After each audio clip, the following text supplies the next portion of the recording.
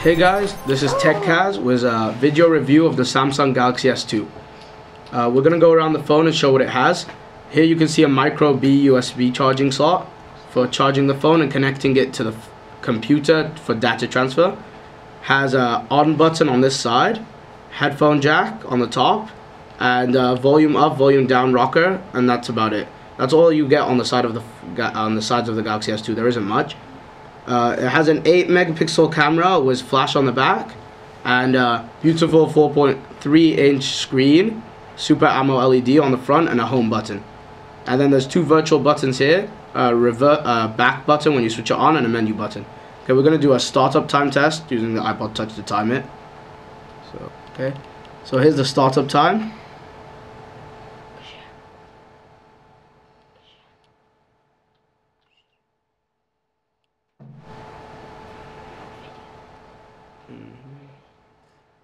Should have a fast startup time since it has a dual-core processor. One of the first Android phones was a dual-core processor. So that was about 24 seconds since I was late on the start, which is quite quick. Quite a quick startup. And we're going to unlock it now and just show you through some of its features. So as you can see, the Super AMOLED screen is really stunning. It's a really smooth, the phone, due to its dual-core processor, and it's just a really nice device to handle.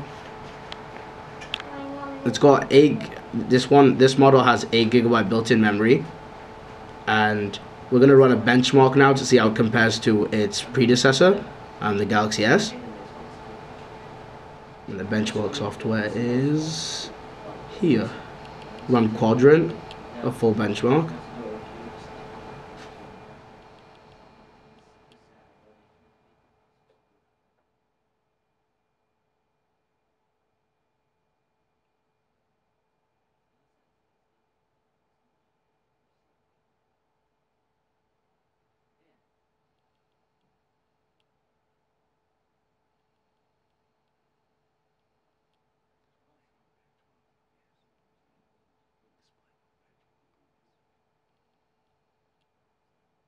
So this benchmark is basically going to show how powerful the phone is and how well it processes graphics and information.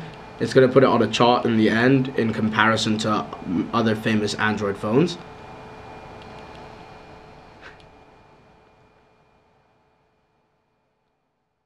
Okay, so the benchmark's finished. As you can see, it scored 2,984 before we got a 3,050 score when I did it before. And that's more than double as powerful as its predecessor, the Samsung Galaxy S. You can see it down there, which got about 1,000.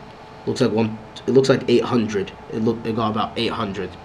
So that's a lot more powerful in comparison. So you can see how much work Samsung put into getting this phone. So we're going to talk about some of the pros and cons of the Galaxy S2. First, we're going to start with the pros.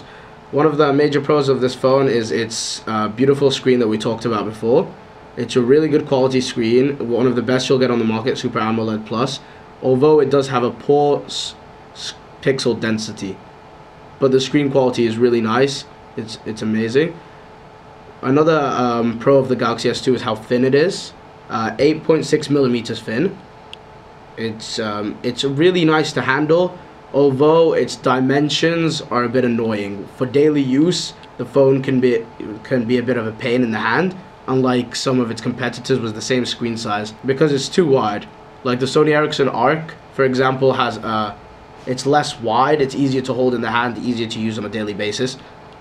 Samsung Galaxy S2 also has a dual-core processor, which is a really good processor, but unfortunately it's not a Tegra 2. Although it can process better than a Tegra 2 processor, many games on the market now only have support for Tegra 2 due to the graphics. And the Samsung Galaxy S2, while it can run them, they're not offered to the phone. But I will be doing a tutorial on how to get Tegra 2 games to run on your Galaxy S2. It has an 8 megapixel camera with full HD recording and an LED flash, so you can actually take pictures in the dark, unlike its predecessor. I'll show you some of the video recording now.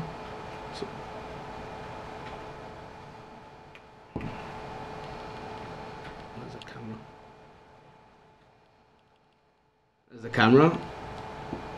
Okay, so just take a picture of you guys. Audience, say cheese.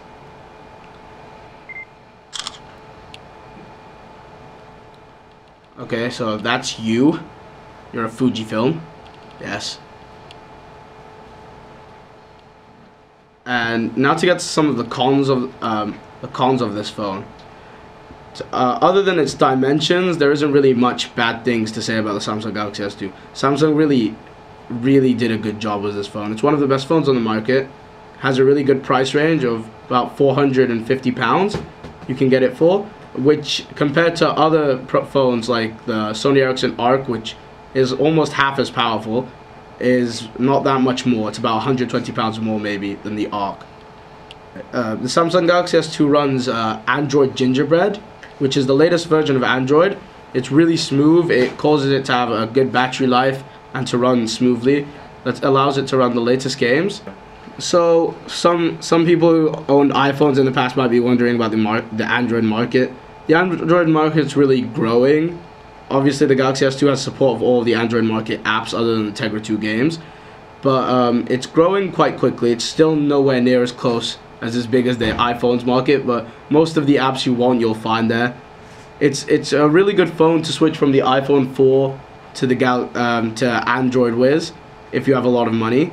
I'm going to be also doing a review of the Galaxy Ace soon, and that'll be there maybe. The last thing we've got to say about the Galaxy S2 is that it's actually running TouchWiz, which is Samsung's theme for Gingerbread. It makes it really easy to use for new users and allows you like adding widgets and other things to the screen, which is really good. But to a veteran, an Android veteran, or anyone else interested in Android, it's not a very good interface, and it's difficult to remove without installing a ROM, which is one of the letdowns of the Galaxy S2. But other than that, it's a really good phone, and I'd give it a 9.5 out of 10. Okay, thanks for watching, guys. That's TechCaz's review of the Samsung Galaxy S2.